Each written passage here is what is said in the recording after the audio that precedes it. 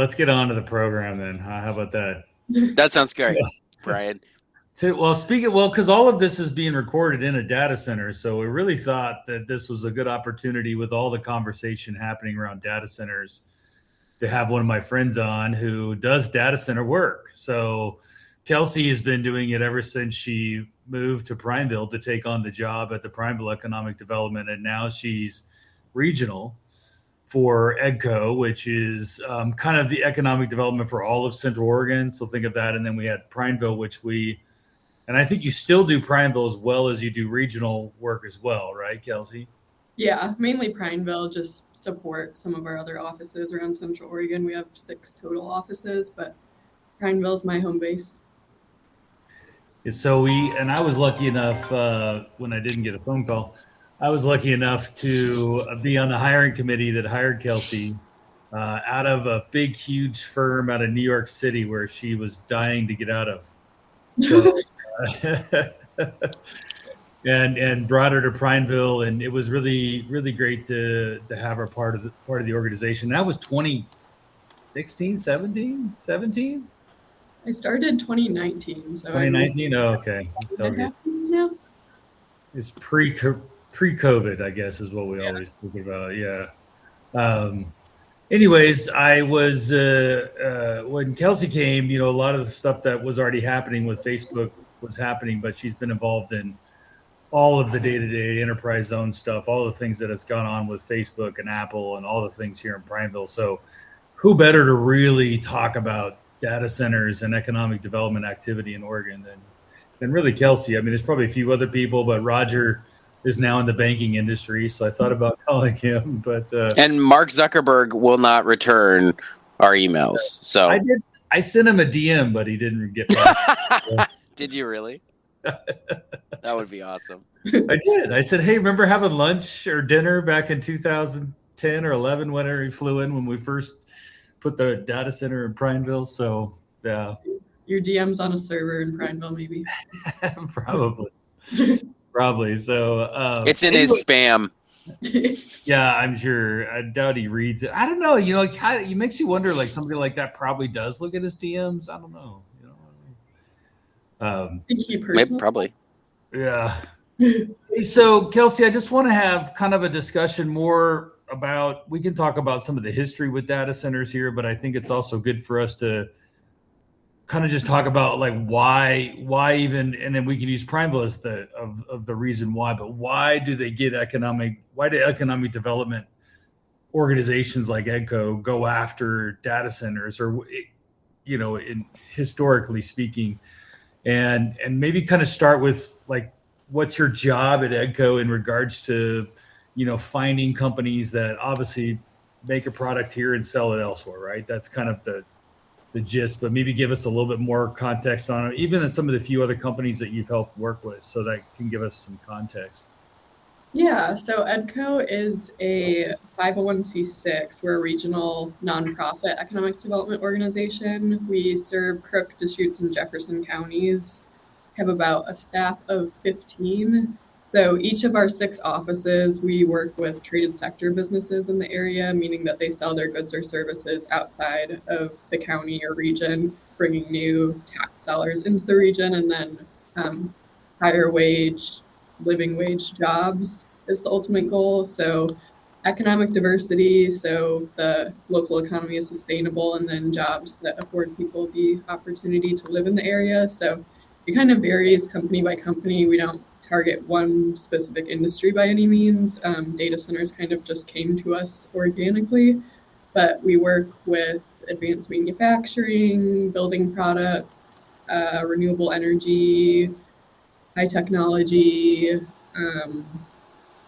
agriculture, food processing, brewing, distilling, bioscience, more in other parts of the region. So those are probably our main ones specific to our market, and then kind of work behind the scenes with businesses on site selection, financing, business resources and network connections, market research, tax incentives, just kind of whatever they're looking for, workforce development, kind of building those pipelines and helping hire for certain positions, and helping with legislative advocacy in some cases that support friendly business climate in Oregon.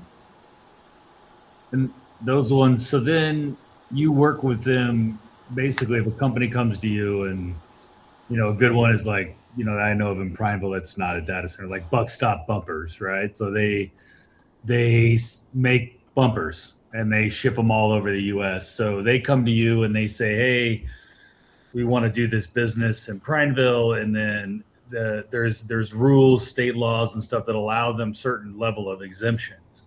Yes. Based on the number of employees they're going to hire usually, right? Isn't that how that works?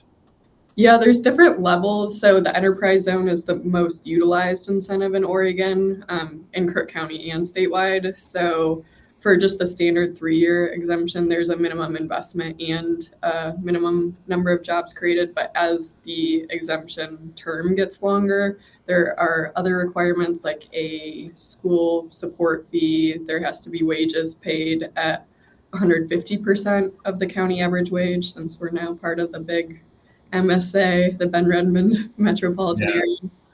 It's 130% for most rural areas, but that's fairly high for Prineville. So I think we're number 2 in the state now for area medium income in Crook County, which, I mean, just a real quick kind of brief history on, in 2009, when we signed the deal with Meta, which is now Meta, was Facebook at the time.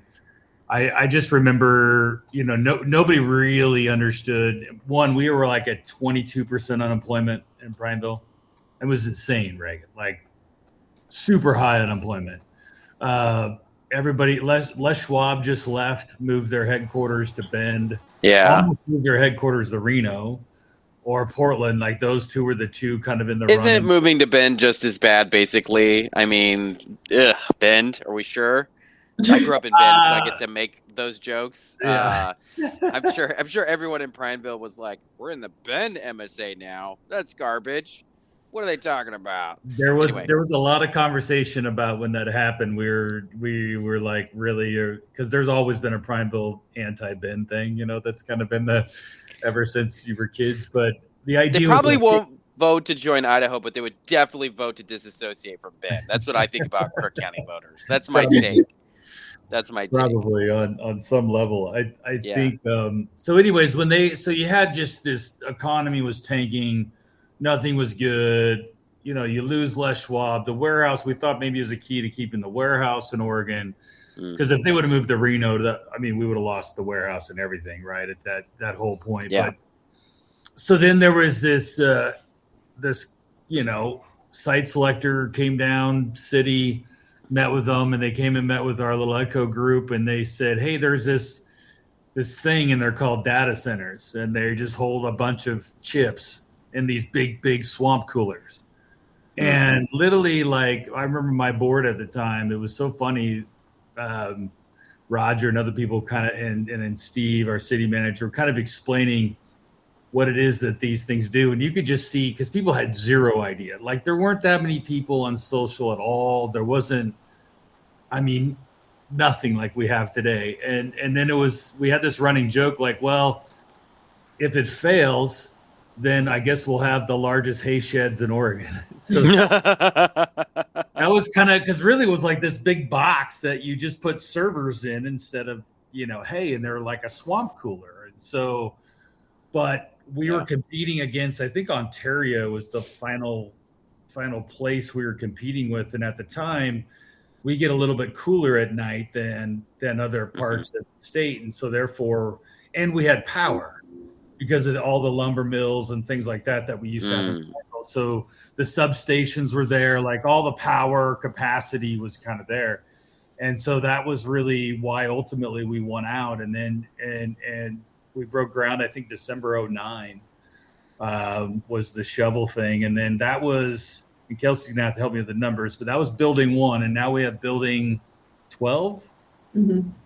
Building 12 is where they finish, and over, I don't know, what's the total square footage of 4.5 million for Meta? 4.5 million square feet. So the largest data center in the world for Facebook. And the first. And the first. So much them learning as us learning about the industry, since that was kind of their flagship campus. And so fast forward, when that first building, they got their enterprise zone exemption in 2012 is when it started. So the first building will drop on. So now the building, they still have to pay all the property taxes on the land. They only get the exemption on the buildings and the assets inside the building. So I think that's also a misnomer that a lot of people don't know about right. development. It's the assets that you get the exemption on, not the land. So plus the county sold the land to them with a lot of the pieces and stuff. So, and by the way, this at the time, there was like the airport, the Les Schwab warehouse, and maybe a couple dilapidated buildings up on top of our industrial area up there. And now it's this, I mean, they even have a restaurant up there now, and we're expanding the airport. I mean, all the things, right? I mean, there's good growth going on from there to today. So the first building drops on to our tax rolls in Prineville January, right, Kelsey? Yeah. So that's kind of the history. So we went from this 22% unemployment to less than 5% unemployment today, with now the second highest median income in the state. Like, if that's not a testament to changing the stripes of a community, then I don't know what is. So maybe walk us through, Kelsey, like just maybe a little bit more brief history of like why they kept investing more and more buildings into Prineville. You probably have that knowledge better than I. Yeah. Well, the big thing is energy, and that continues to get bigger in today's environment. But because of the high desert climate, their efficiency and power costs are a lot lower than other places that have more humidity. They actually don't use a lot of water. Like some of the other hubs in Southeast US, like Virginia or North Carolina, they use a lot more massive amounts than they do here in Oregon, especially in Central Oregon. So they're able to save a lot on infrastructure. There was the long-term enterprise zone, which that wasn't make or break for the project, but when we're competing with other areas, that does help. And then the available industrial land. So they were able to buy this big site and keep expanding and trying out different layouts on the property. They switched to that H layout instead of their original buildings. So they have their program where other data centers can come look at how they're operating, how they structure their buildings too. And yeah, since it was their first one, I think they tend to expand on their existing sites where they have opportunity to, if things are going well. And a lot of it has to do with the local leadership getting things moved along and being able to solve any problems they were facing, and just helping them get up and running quickly and being a partner instead of a adversary when it came to the projects. Yeah. How does like the Meta site compare with like Amazon site, Google's like Amazon up there in Boardman, the Dalles for Google, and then who's in Hillsborough mostly? Is that all just, who's kind of the big data center there? Is it really just Intel? I'm not really sure. I know they have more co-location data centers, which are the lease rack space over in Hillsborough area. I thought, because they have a lot of data centers there, but I mean, Intel's probably got to have one, I would imagine, at least. I mean, they got a big facility, but so maybe just Amazon and Google are the other two really more comparative, right? Yeah. I'm not sure how much more land they have in those areas or what size the buildings are, but those would be the most comparable in Oregon as far as the local community and the amount of time that they've been developing. Because Google's the longest standing we have, right? They've been in Oregon the longest, so they've been here a long time.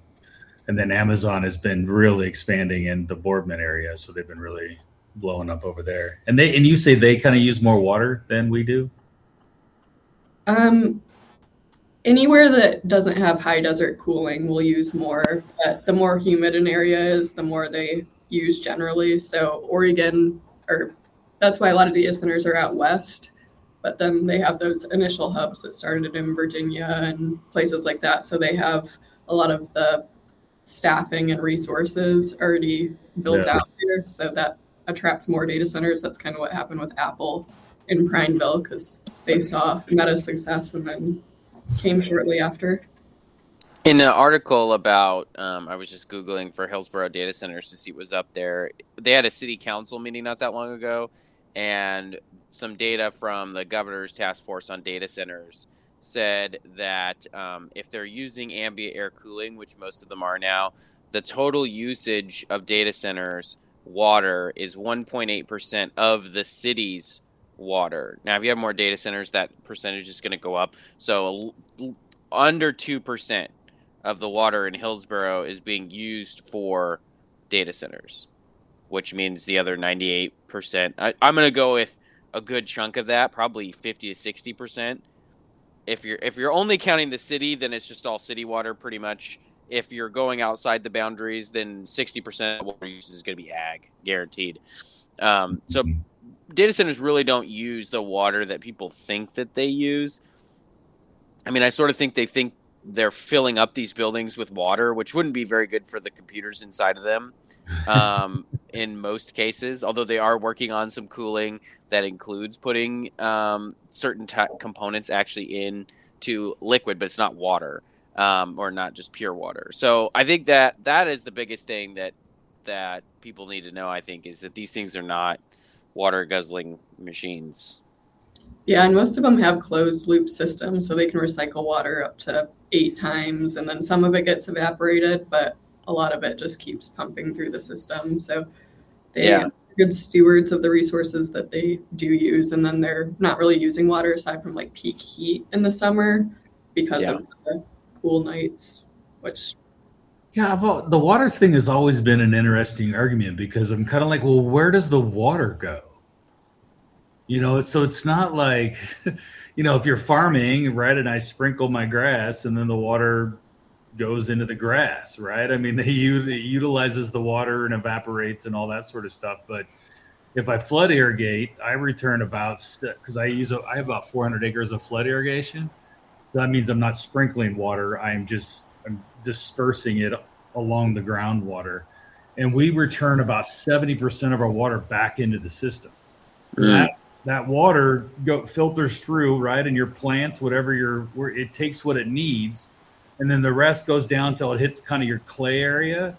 And then it moves with the gravity flow of the earth. And then it filters back into groundwater, right? As time goes. So we've calculated that we return about 70% of our water. If you use sprinklers or you use a lot of very, you know, high-end utilization type stuff, you're probably returning maybe 10% of your water back into the groundwater system, right? So, which then fills up your wells and all that sort of stuff. Whereas the data centers, from my understanding, one, the technology has gotten better and better over the last 15 years. I mean, it's exponentially better. And then and their desire or their need to use more of that water to cool the air is less than it was before. I mean, like I've heard even close to a tenth less. So again, if you're in cooler climates, cooler air, drier climates, stuff like that, you're going to use less and less water. And like you said, now, like the Prineville one, the Meta one has a closed system. So basically, they pull the water up through the lake underneath the ground,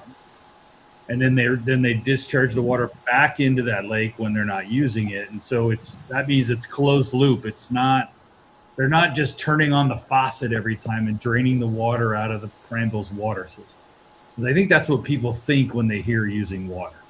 Like they're just turning the faucet on and it's just running down the street. Yeah, and like Reagan said, a lot of it is a mix of like food grade glycol and things like that. Not specific to Meta, but that's kind of the direction the industry is moving. And I feel like a lot of data centers are also moving away from the water usage and finding ways to use more power, which also is a resource that is used in bulk for these projects, but moving away from the water usage to preserve that, especially in desert areas.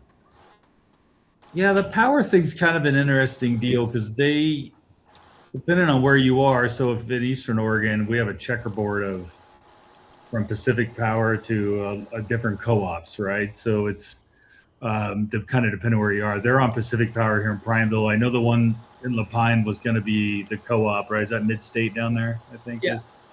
So they were going to go on with the co-op, and then there's some other issues with some other, because co-ops are right community owned basically versus Pacific Power, which is owned by Berkshire Hathaway, Warren Buffett, and then and then how they get their power is really determined on a lot of things, transmission lines and all the things. But I think power is the real. I think we can figure out the water thing, and I think the public perception of the water stuff. But the power thing is probably a real deal. Like it's a real issue because they do eat a lot of power, and people think the solar panels that go up in Oregon are feeding those data centers, but the reality is that solar panels, you correct me if I'm wrong, because you probably work on solar too. Isn't most of this solar in Central Oregon all going down to California, being sold to California? Or am I wrong with that? No, some of the newer projects, so all of the initial ones in Crook County serve the data centers. They're the only end users. Some of the newer ones, I think, are going out of state, but I haven't necessarily worked on those ones. So I will say data centers, especially the hyperscale ones like we have in Crook County, they're the largest users of renewable energy, being solar or wind or whatever. Yeah. So a lot of their energy does come from solar, but that's not baseload power either. The sun has to be shining. So it'll be interesting to see how battery storage evolves with that industry so that they can procure more of that too. Yeah, I think that's everything is if you could store the power, that would be a game changer for solar for sure. But I didn't know that they were buying. I know that they like to buy renewable as much as they can, and I think that's pretty important to note. But I mean, the reality is they don't. Pacific Power charges their power to Meta, and then whatever the base load is, and then on top of that, the city of Prineville gets a 5% franchise fee on all that power. And so as that's part of the contracts that happen with economic development too. So the reality is that these cities, Reagan, Vicky was just talking to me about, was it Springfield that just did a payroll tax, passed unanimously payroll tax in the city of Springfield to help basically figure out a way to pay for their revenue shortfall as a city. And the cities look to these companies in economic development because that's where your ratepayers should be coming from to pay your taxes to run your city, should be coming from the businesses that do business in your city. It shouldn't be coming from, I believe, it shouldn't be coming from payroll tax. That's going to be, split by your citizens. I think that's just crappy. And I think now, Kelsey, am I wrong? I think is it Meta's franchise fee they pay is more than the property taxes that the city collects. Yeah. For the whole city, Reagan. Wow. Yeah, they pay on land, they pay the franchise fees, and they're paying payments in lieu of taxes that get distributed between some of the taxing districts. So there's a lot of money coming into the community, and the misnomer with tax incentives is they're losing money, which isn't the case because there was no tax money being made on that land prior. It's basically a long-term investment like a stock where you're investing in a project that will yield 10x more than that in this case in the future for the community. And so these data centers, they all went on the prime farmland, right? That's where they put them? No, not on the prime farmland. They got built on what? No, this is sagebrush and rock. On top of the rim rocks in Prineville is where it was. There was never, ever anything farmed there. And that was, I was being facetious. I knew what the answer was. And I think that is sort of the interesting thing about this is you have this perception that the only place you can build them is prime farmland. And I don't think that that's the case at all. And a lot of that has to do with the fact that when the state designated back during the Senate Bill 100 and shortly after then, they didn't do a very good job distinguishing farmland value. They just said, if you're not UGB, then basically you're either farm or forest land. And then there are levels to that, but there's a process to get those designations. And so Something can be zoned quote unquote farm. Something can be zoned forest. And you can go out there and you can go, wow, for being farmer forest, nothing grows here. Nothing will ever grow here. Nothing has ever been grown here. Right. And so, like, I think that's the big challenge for this is now farmland that's outside an urban growth boundary, directly outside, is eventually going to get swallowed up by the UGB because the process is built that the land that's around the UGB is the next place you expand. And I think that's actually one of the flaws with the system is that people always complain about, well, the field where I went to play outside of town is now becoming stores and houses and stuff. And I was like, well, that's because it's outside of town. And instead of preserving certain types of land, all we've said is that for the most part, your UGB, you just keep drawing a bigger ring around your city every time you need to expand, right? And I get there's some nuance and stuff with that, but for the most part, it just incentivizes that. It doesn't take into account all the value propositions where if we've got some junk land, but it's going to take 30 years for that to get into your urban growth boundary or to become industrial land. Why wouldn't we want to use the junk land first before we consider some of these other higher types of value land? And it's great that in Crook County and in Prineville, they had the foresight to be like, hey, we should put our industrial stuff on the junk land that no one wants. And I think that that's great planning. Not saying that everywhere is going to be able to do everything the way Prineville did it. Prineville seemed kind of perfectly positioned to do a lot of this stuff in ways where they check 10 boxes, but you can check 8 or 7 of these boxes and do pretty well and really boost your community in a big way, I think. Yeah, these projects, before they knew that would be the industry coming, they had the foresight to invest in all the infrastructure and have that separation. Some of it's organic just because of the grade and the way that's laid out, to have the industrial up top. And that's where it becomes more of a problem when you have not just data centers, but any large industry in the middle of all this residential. So having that separation has been a blessing, whether intentional or not. I think it was a little intentional because if you look at these former mill towns, like all of the former mill towns that are dotted around the state, they used to put the mills like right in town, and then they put the houses right next to the mills, and I think there was some, people going, maybe this next time, like shouldn't put like the mills right next to the houses. So there's this idea that you shouldn't have heavy industrial right next to residential, right? So that should be. You should kind of have so I think those towns seem to be a little bit better at taking a look at where we should be putting heavy industrial and kind of those heavy load things a little bit further away from the houses. And, Prineville has that nice grade to work with, but even look at like Bend with Juniper Ridge, like, they kind of stuck it way up north and out of the way. Hillsborough hasn't done a good job. Hillsborough's been their desire, like if you go over to there with the valley and stuff, because they have such good farmland right around their town, they are landlocked by good farmland. So that is going to be a challenge for them that's going to continue to be ongoing, whether it's homes or jobs or whatever it is that they want to build. That's going to be a tough one for them in an area like Hillsborough, because the reality is Hillsborough shouldn't be where Hillsborough is. I mean, but it's there, right? What do? You can't pick up the town and move it. Culver did that back in the 1800s. Culver literally was on the other side of Highway 97, and they realized that the farmland around it wasn't very good, and so everybody just said, "Hey guys, we're gonna move over here," and they literally moved the entire town. And I think that because they went to where it was the best place, to farm and build the community. And I think we just don't quite have the tools in Oregon to be able to do stuff that dramatically. But when it comes to data centers or when it comes to heavy industrial, Les Schwab Tires was up there. Like nobody wanted to look at the warehouses and shipping containers. Like, it's like, hey, go put it over there. So I don't know. I think it's pretty good foresight. My whole idea with data centers, what's super important about data centers is they can't just decide one day to pick up and leave. Like they have billions of dollars invested in the assets that are stuck to the ground.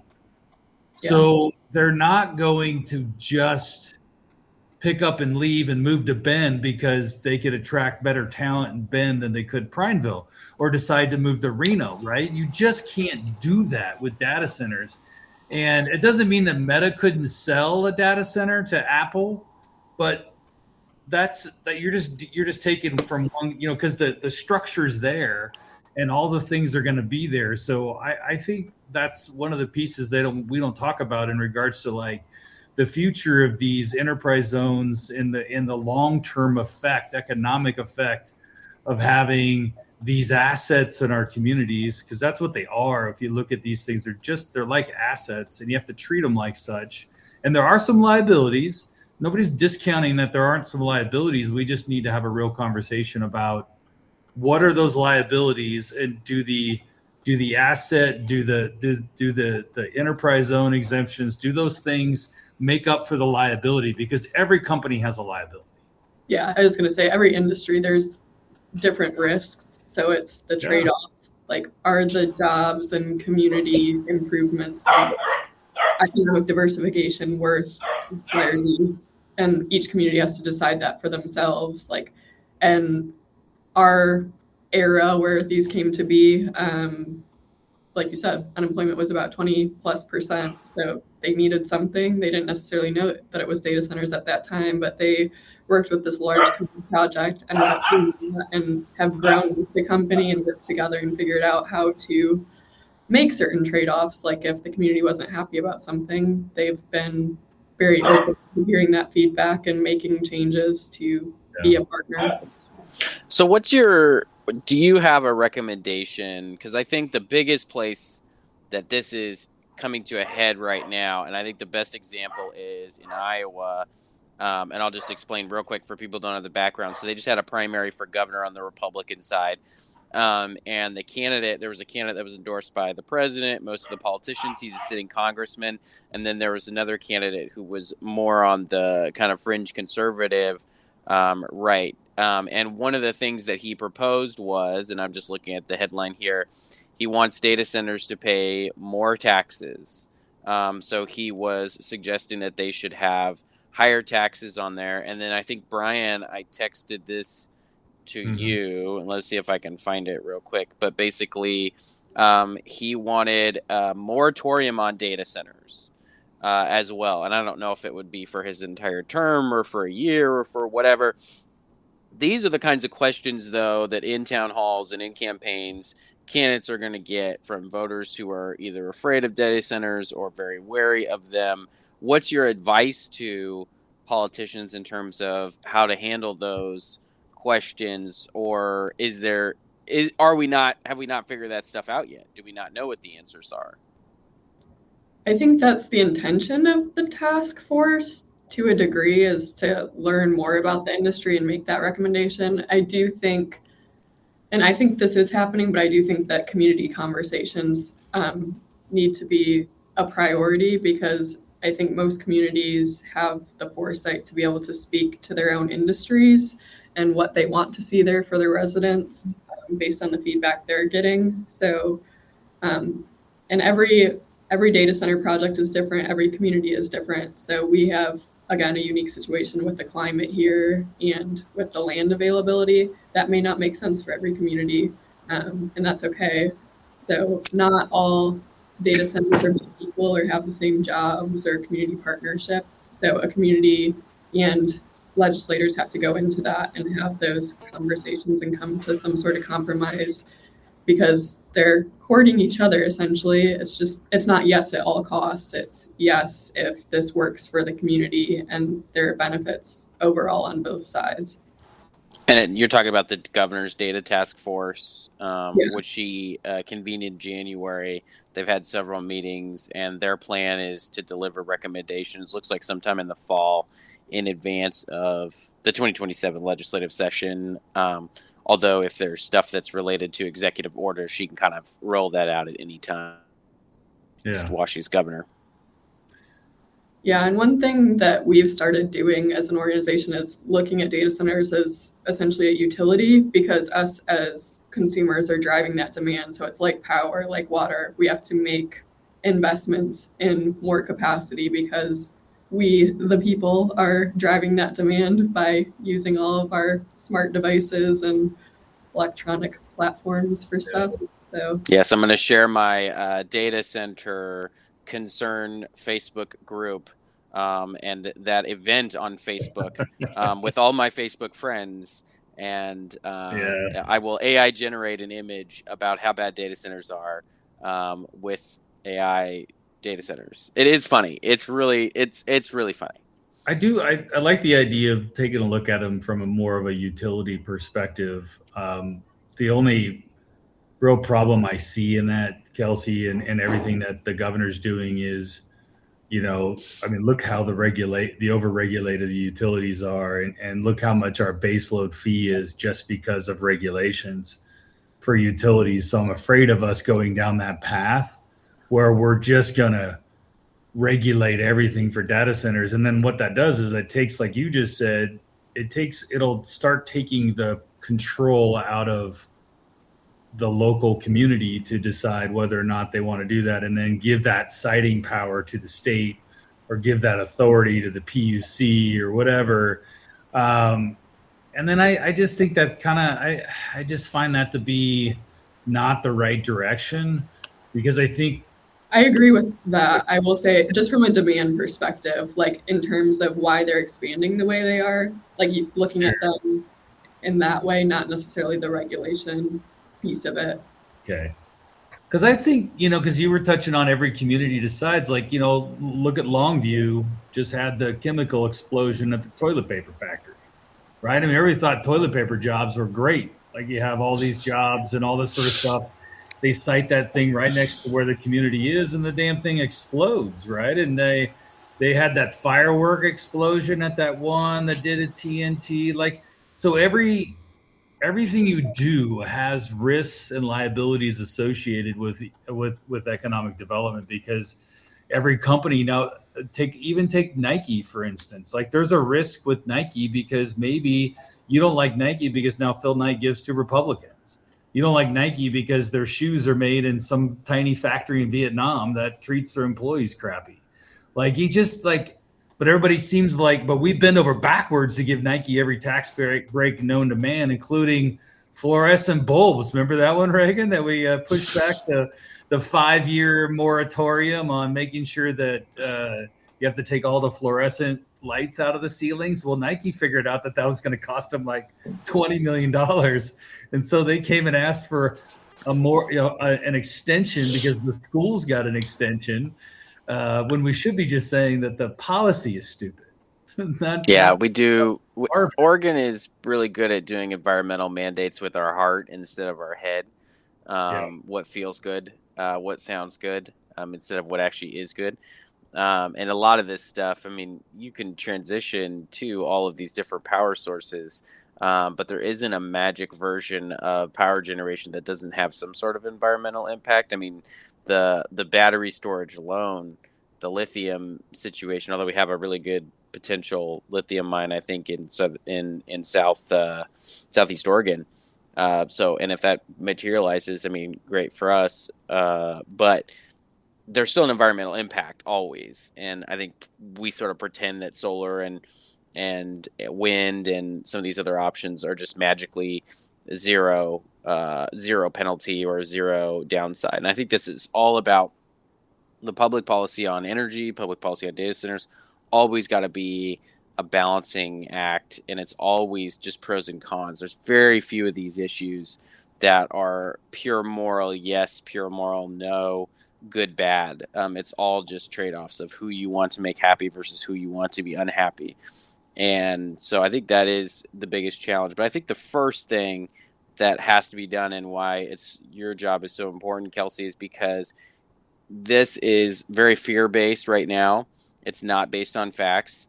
And so there's got to be facts inserted into this debate. When somebody says they're using all our water, you got to ask, how much water? Do you know how much? Okay, let's get the data. Let's find out how much water they're using. And when you find out, when California almond farmers are using 10 times as much water as the data centers in California. Okay, that's different now. Now we're seeing in context, no one thinks almonds are the end of the world. So then the question is are data centers, which is using less water, also the end of the world? Then the answer there is no. Now it's just a question of, well, would we rather spend that water on houses or agriculture or almonds or data centers, right? And then now you're just doing a simple trade-off, but you have to take the fear out of the equation on this issue. And I think that's true for a lot of issues. Ultimately in the political sphere is you can have a real conversation once you take the fear aspect out of the equation. Obviously there is going to be a fear aspect always there, and it's not that it isn't real and it's not important to people, but when you're making a policy decision, it can't be a snap decision based on fear. You also have to factor in the data so you know to the best of your ability what you're impacting. And then there's always going to be something you break when you do this. There's almost never a bill that we pass that we go, oh, we didn't break something. That was awesome. It worked the first time. Never does. So you do your best to control for and prevent as many downsides as possible. And a lot of times, again, there's the majority party saying we're moving fast and we're going to break things. And then there's a minority party being like, have you considered this? And a lot of those downsides do happen. And so you just have to know, hey, it's not going to be perfect. And I think that's the other thing is don't oversell it. Politicians love overselling stuff. Don't oversell it. Don't tell them it's going to create billions of jobs. It doesn't. But it does create significant economic development and jobs and investment that you can't see. It's not just construction. It's not just the permanent data center jobs. There's more to it than that. I would say, Reagan, it has created, I wouldn't say billions, but millions of jobs. I mean, look at 15 years Meta has been building in Prineville. So, and people always say, oh, temporary construction jobs. I'm like, well, what construction job isn't temporary? That's right. All construction jobs are temporary. You build a building, you move on to the next. Like it's just, that's called construction. I don't know, and there is permanent construction jobs, and it's the I-5 bridge connection, the replacement. That will be a permanent, that will never get finished. So there will be permanent construction jobs. Yes, government bridge in Oregon City. That's a permanent government construction jobs. Those are permanent. The engineers on those things were started out. They graduated school, and 20 years later, they're still working on the same project. Some of the jobs are more permanent, though. Like they have physical locations on the data center sites for the contractors. You won't have your peak construction amount of whatever 1,500 to 2,000 people, but there are hundreds of permanent jobs outside of just the direct data center jobs. Yeah, we got ancillary benefits from Rosendin moving their headquarters to Crook County, like other because they were just here, like, oh, we're just gonna create a whole base of operations over here and then do a bunch of other work, right? Because they don't just do electricians for data centers, they'll do electrical work for other buildings. And so you get that whole, when you do economic development, you also look at like, okay, what's the magnet?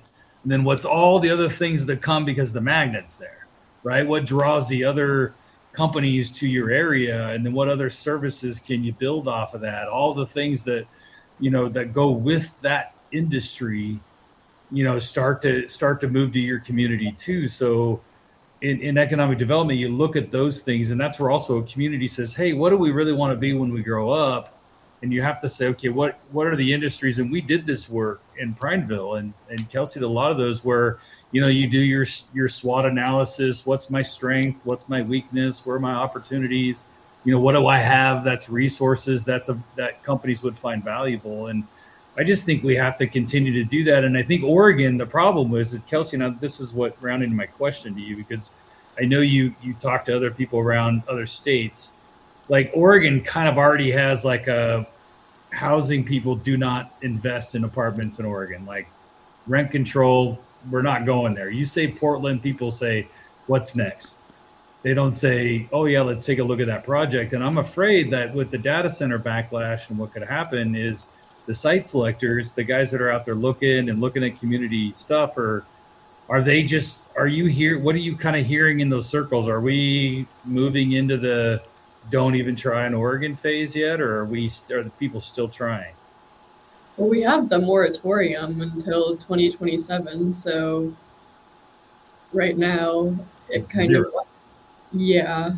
But I will say I went to the International Economic Development Conference in Detroit last fall, and some of those site selectors spoke on a panel and said that those companies are planning 20, 30 years ahead now versus like 1 or 2 because of the resources required, the land required, the environment, and things being more scrutinized by the public, whether the information is correct or not. So they plan for that to a degree and are trying to build their inventory in places that are a good fit based on what the community can offer and how they can partner and vice versa.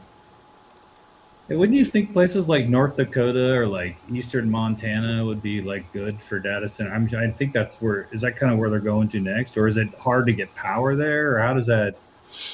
I don't totally know. I know the West in recent years has seemed to be more attractive, but I know a lot of communities across the country are cracking down on one thing or another. So again, it just kind of depends what makes the most sense for a community. If everyone's super anti, then there's not a whole lot you can do with that, but they will go somewhere. And again, it's the trade-off.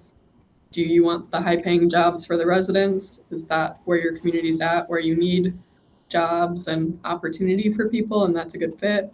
Or is something else highest use to the land that's available? Because I keep asking people, and Reagan, you can answer this one too. I keep saying, okay, what if we're not using our natural resources and an area, a dry climate that gets chilly at night is a natural resource that we have. If we're not digging for lithium in southeast, Oregon, if we're not cutting trees, if we're not, doing biomass, if we're not doing what's the one that they were looking at, Reagan, that Viggy talked about, not chlorine, what's remember the company that was looking at where they can do the stuff in the ground where they make fertilizer. Sorry. Yes. Yeah. So, ammonia. Ammonia. Yeah, ammonia extraction. So if we're not doing those sort of things in Oregon, because nobody wants to do any of that stuff, it seems like, right? There's this whole idea uses too much resources, bad for the environment, whatever you want to reason. Then what is the company that you want Oregon to, what do we want to do? We're fining Pacific Seafood because they're not cleaning their water good enough. We're finding them $3 million. So now they're just going to throw all their fish on a truck, ship it to Boise, and clean it over there. I mean, so what company do they want? And I don't get an answer to that. I just don't know. What is the one company or industry that everybody goes, great, let's have that in Oregon? I don't get an answer to that at all. I don't know if you two hear that, but I'm waiting for an answer to that question. Coffee shops. Of living in Oregon is not going down by any means. So industry strategically that can support the lifestyle that people move here for, and that has to be a balance. There's going to be risks involved. There's nothing that goes through public process in today's day and age where you're going to make everyone happy, and people have to recognize that and make the best choice for the greatest number of people in that community. So. Well, and tourism won't do it because that's the one that everybody will take, right? But the problem with tourism, we're not set up as a tourist state to capture revenue from tourists, because we don't have a sales tax. We don't have the things that capture all that revenue from tourists like other states do, like Arizona and places like Florida and stuff, where they're like, hey, we're not going to do we're set up to be a state. I mean, budget-wise, we're set up for a state for people to own homes, to pay property taxes, and to have income.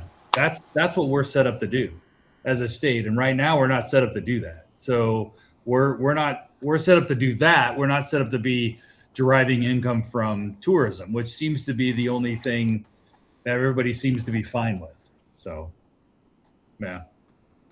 Well, I don't want to belabor the point, but that's kind of always my 2 cents with it. I just think you have to, a community to see a community thrive and to be somebody who's been involved in that, to see Prineville go from basically a sleepy heading towards John Day, ghost town, to now being, one of the most thriving communities in the state of Oregon.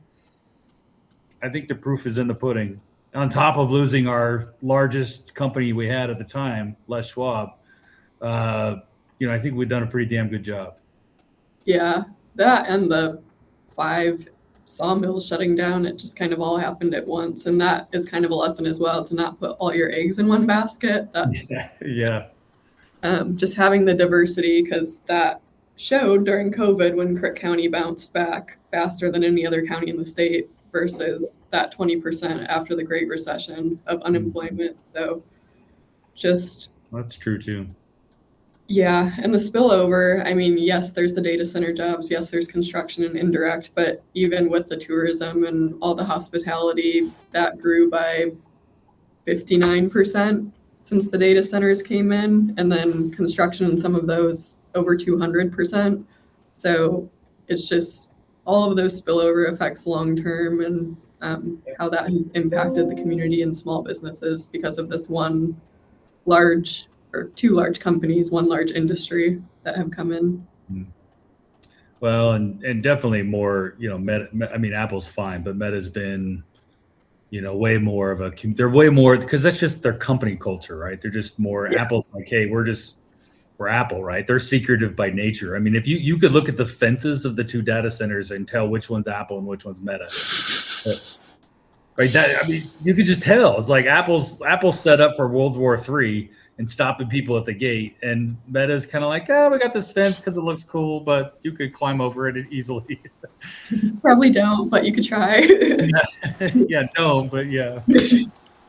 Well, thanks for your time. That's it was fun to have you on, and I think this is going to be a growing debate. I think we definitely, when they put out their October whatever report or whatever they think they're going to provide out there, we should definitely have this discussion again. But I think it's good because it is, like, to Reagan's point, it's going to be a political, I think it could be a political defining moment for November elections, because it's kind of one of those horseshoe political issues that, the far ends of both parties tend to come together. Yeah. Because we're seeing the far right not liking data centers, and we're kind of seeing the far left not liking data centers, and it's really it's an interesting phenomenon to kind of see that. But we've seen that with other things in the past, and it's really just, I think it's because of misinformation, and I hope we can do more information to people and more stats and reality, because that would help. More tours. Yeah. Well, thanks for that. And yeah, happy to chat as we get closer. And if a company's out there looking to move to Central Oregon, you can get a hold of Kelsey. You can find her. What's the website for EDCO? EDCOinfo.com. EDCOinfo.com. Go there, but if move to Prineville, the taxes are cheaper. Redmond's not as much fun. They're letting the homeless people come on. Prineville's the place to be, not Redmond. Just kidding, Kelsey. Just kidding. And not La Pine. Definitely not there, because they don't want anything down there. I'm kidding. Is your mom still doing stuff in SEDCOR? Is she still down there? No? Yeah, she's still down there. Helping out. Okay. Yeah. Good. All right. Thank you. Thanks, guys. Thanks for joining us.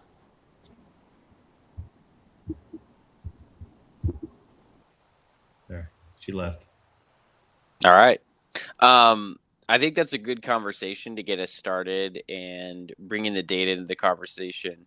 Now comes the hard part, where we as political hacks have to go. So all that being said, don't put yourself in between the people and their opposition to data centers. Okay. And I think that's one of the key things, is where you position yourself on this conversation is going to matter a ton. Sure. If you're out there defending data centers, I think more power to you, because I think they are needed and it is a huge driver of future economy. You're likely going to pay a political price for that. And I think that if you're out there doing that, try to be creative about how you defend them.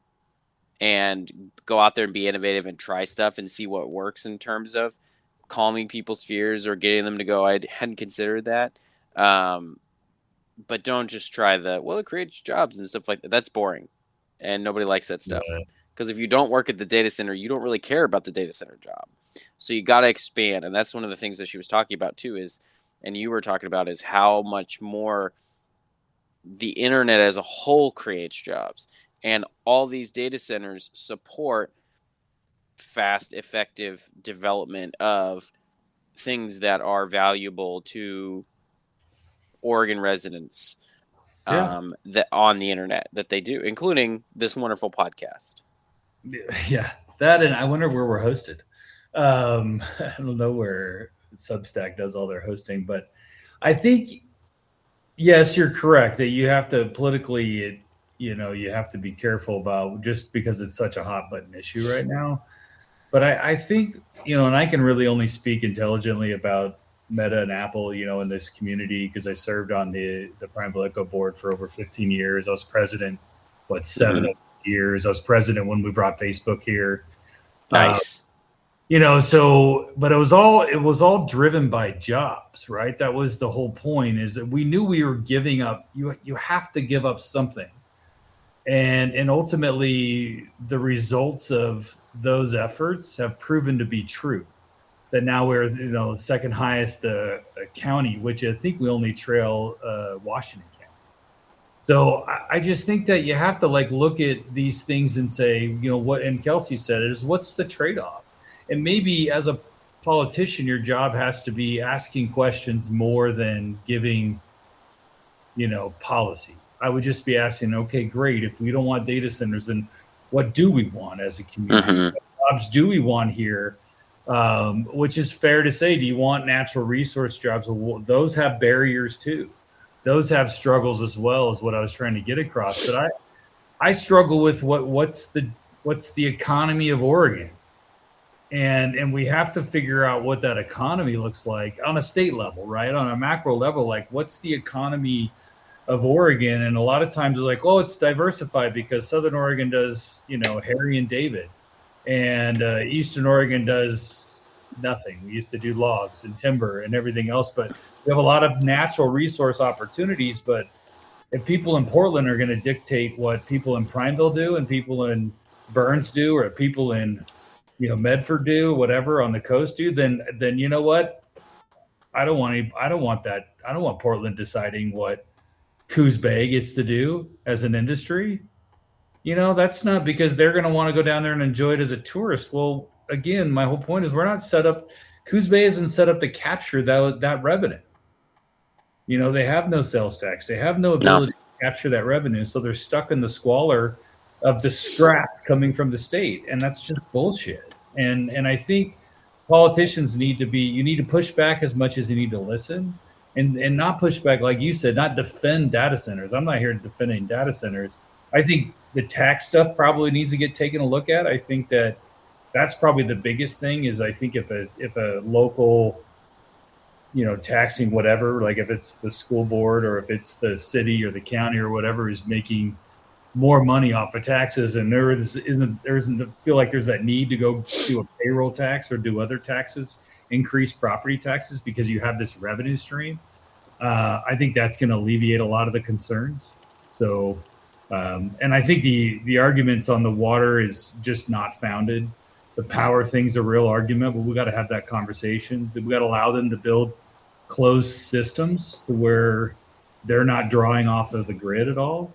Everything they do, just, whether it's natural gas or nuclear or whatever, they're just building closed systems, which is good. And then the argument about there's not that many jobs. I disagree. I just disagree. If we're going to start making jobs per square foot a thing, then I just, I've never heard of that discussion in economic development, because, even a lumber mill, like they said, lumber mill, 40 years ago that employed 500 people, today it would be 30, just because of technology.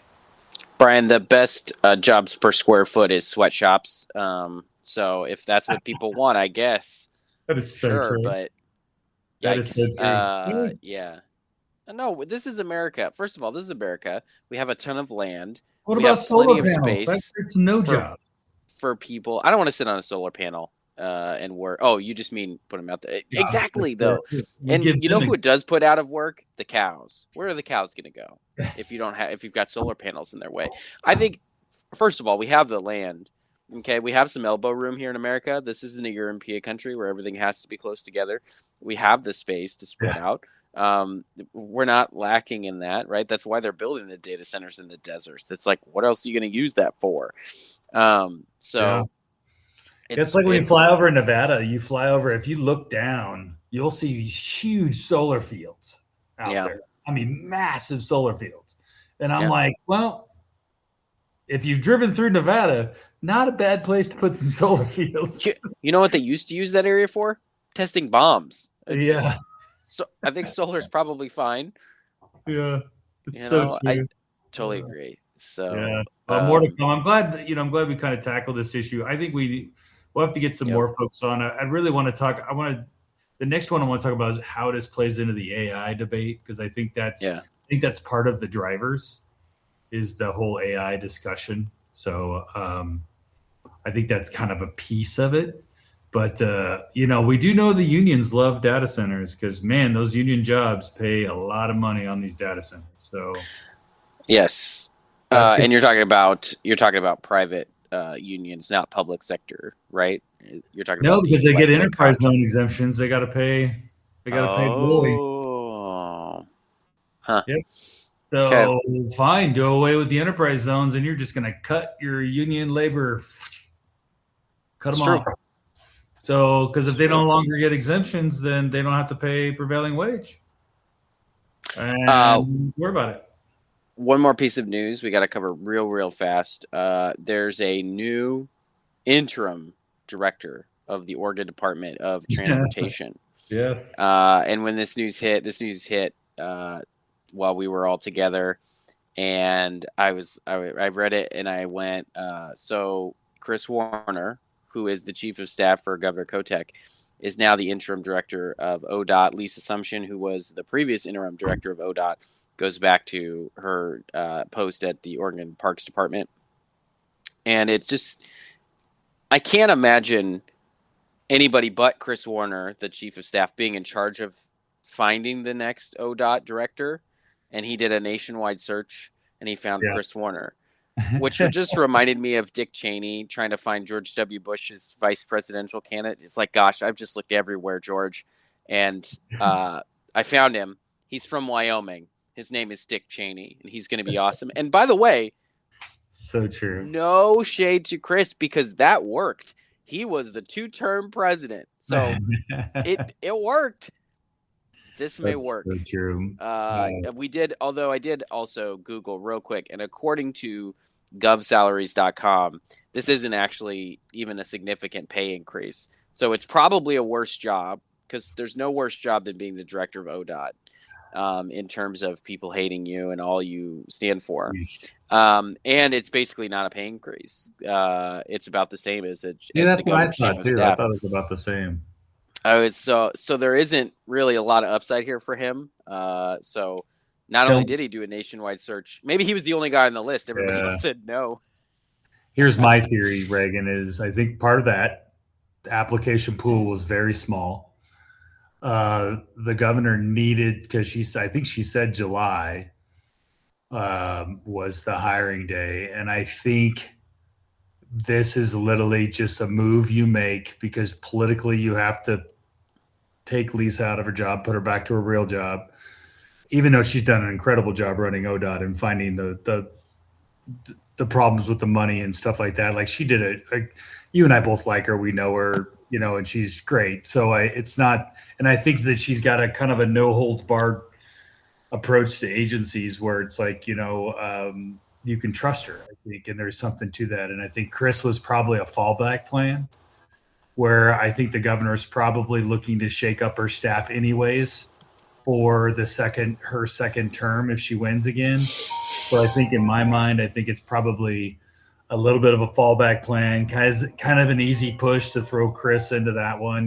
He's done everything, so he can do everything. So if you're chief of staff, to be able to run ODOT. And he did PBOT before he was Portland Bureau of Transportation. So he knows what roads are.